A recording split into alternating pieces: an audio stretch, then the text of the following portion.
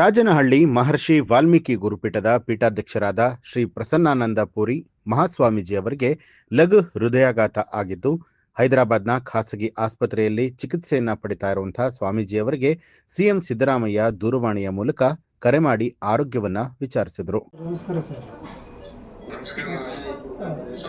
ಸಾಹೇಬ್ರು ಸ್ಟಂಟ್ ಹಾಕಿದ್ದಾರೆ, ಆರಾಮಾಗಿದೆ ಸರ್. ಹ್ಞೂ ಸರ್, ನಾಳೆ ಒಂದು ದಿನ ಐತೆ ಸರ್. ಎರಡು ಸರ್, 2 ಅಂತ 3 ಅಂತಾರೆ. 3 ನಾಳೆ ಒಂದು ದಿನ ಹ್ಞೂ ಸರ್. Hyderabad Apollo sir. ಹ್ಞೂ ಸರ್.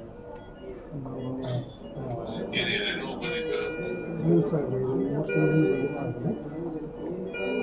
ನಾನು ಜಾತ್ರೆ ಐತೆ ಅಂತೇಳಿ ಸರಿಯಾಗಿ ತೋರಿಸಿದ್ದಿಲ್ಲ.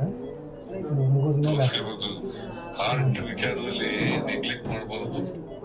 ನಾನು ಜಾತ್ರೆ ಆದಮೇಲೆ ಮಾಡೋಣ ಅಂತ ಹೇಳಿ ತೋರ್ಸೋಣ ಅಂತ ಇದನ್ನು ಮಾಡಿದ್ದೆ ಸರ್, ನೆಗ್ಲೆಕ್ಟ್ ಮಾಡಿಬಿಟ್ಟು.